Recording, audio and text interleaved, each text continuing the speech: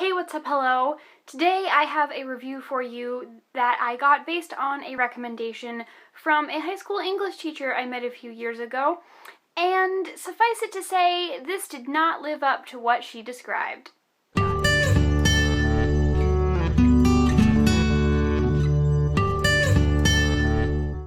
So today's review is of a book called The Art Forger by Ba Shapiro, and this book was described to me as something that I should read in lieu of reading Donna Tartt's The Goldfinch, because apparently this was a better book, and The Goldfinch was sort of just a ripoff of this novel, and I shouldn't even bother with The Goldfinch because this is actually the better one, and it was just so much more than that book will ever be, because this is the actual plot of The Goldfinch. Now, I have seen many a review of The Goldfinch, and I have read the back of the book, and these two books don't really seem particularly alike to me. I can't say for sure, having never read The Goldfinch, but I'm going to go out on a limb here and say that this is going to be not a lot like that book. What this book is about, however, is Claire Roth, a young woman in her 30s who is living in sort of the sketchy end of Boston, and she is a struggling artist. She's trying rather unsuccessfully to escape her past,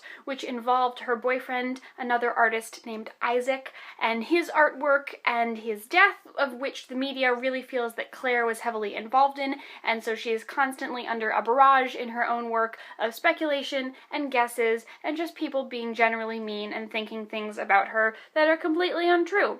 So during her free time, instead of really successfully and actively working on her own art, she paints reproductions of famous paintings for a company called reproductions.com. So they send her the work and she paints a reproduction and they sell it to someone knowing that this was painted by a talented artist but is not the original, and she makes an okay amount of money doing that, but she's not making as much as she would if she were selling her own art and was successful. The plot thickens when this man named Aidan Merkel, the owner of a very famous gallery in the story, comes to her and says, I have this proposition for you. 1, I want to see your work. 2, I have this painting that I would like you to forge. And it happens to be a very famous Degas work. In fact, it was one of the paintings stolen in the very famous Isabella Stewart Gardner Museum heist in the 1990s.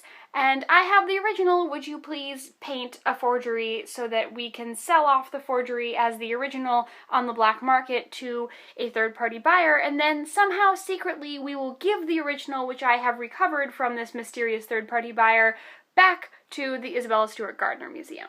If you're asking if this sounds all very sketchy from the beginning, it sure does. While she's painting this forgery, she also does a lot of research on Degas and his interactions with Isabella Stewart Gardner and how she may have gotten the original Degas in her possession, and just what is up with this painting that she can't figure out, because she is very good at painting reproductions. After all, it's what she does for a living, and she finds something rather irregular about the painting, and my goodness, does chaos ensue from there. Considering I only got one positive recommendation about this book, I'm not sure why my hopes were so high, but it became a book that was very easy to read. It flowed very nicely. It just sort of continued on at a very easy pace.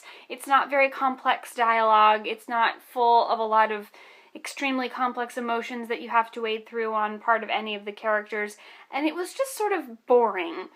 And when it wasn't boring, it was sprinkled with long sections intermittently of artist jargon and sort of art history prose, none of which I was particularly interested in, and it sort of just got in the way. It was like it was trying to teach you how to appreciate visual art as you were reading it, which I can appreciate. Some of that does need to be in a book like this for you to understand the context in which the characters are working, but it was just a little bit too heavy and a little bit too dense, and I was really tired of learning art history terms by the time I got to halfway through the book. I didn't really enjoy Claire as a character. She was just rather bland. She seemed non-committal about a lot of things. She questioned almost everything that she was doing constantly all the time, which as a person who is rather anxious, I can very much understand. But counter to that was Aidan Merkel, who was asking her to do the forgery in the first place, and he kept trying to placate her and say, it's fine, you're worrying too much, nothing is gonna go wrong, please don't stress out about this, you're doing a great job. which only made her worry more. And so they have a little bit of verbal sparring back and forth at several points in the book about how much Claire needs to worry about the project that she's doing, and it happens so frequently that it just, amongst the art jargon, it makes this book just irritating to move forward with. There is a great sense of urgency in this book, especially toward the ending in the last 150 pages. Everybody's sort of rushing to uncover what the truth is, and events move so quickly that it's hard to believe that there was any time spent on the events. That's sort of a character flaw on Claire's part throughout the whole book as well. She's not really, like, with it enough when things suddenly happen.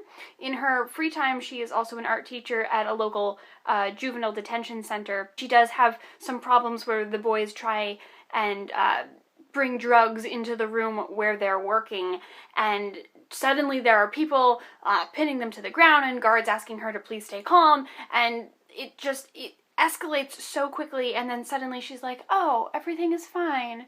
And she has no sense of when the moment is happening and when the moment is ending, and that sort of makes for a very challenging latter half of the book when there are so many events happening so quickly, all in the span of a week. And people are yelling at each other, and people are accusing her of various different things, and the FBI has to get involved, and it just gets crazy, and you never really know amongst Claire's very anxious, rambling thoughts when the events are taking place and when the events are ending. I didn't dislike this book. It was very easy to read.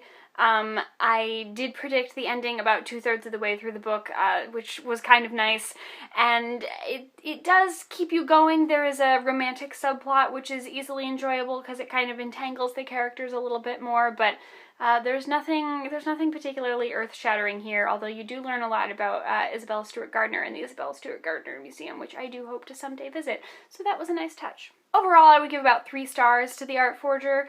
If art is your thing and you are a painter, this is definitely something I would recommend if you want to learn anything about forgery or reproductions, or just sort of read a fun novel about your craft. Definitely pick it up. But other than that, sort of just it's an interesting contemporary book if you're looking for something simple. I hope you're having lovely weeks and lovely lives. Once again, I have tried to work my magic with the audio in this video, but if you still cannot hear me, please do let me know. Thanks so much for watching, and we will see you again very soon.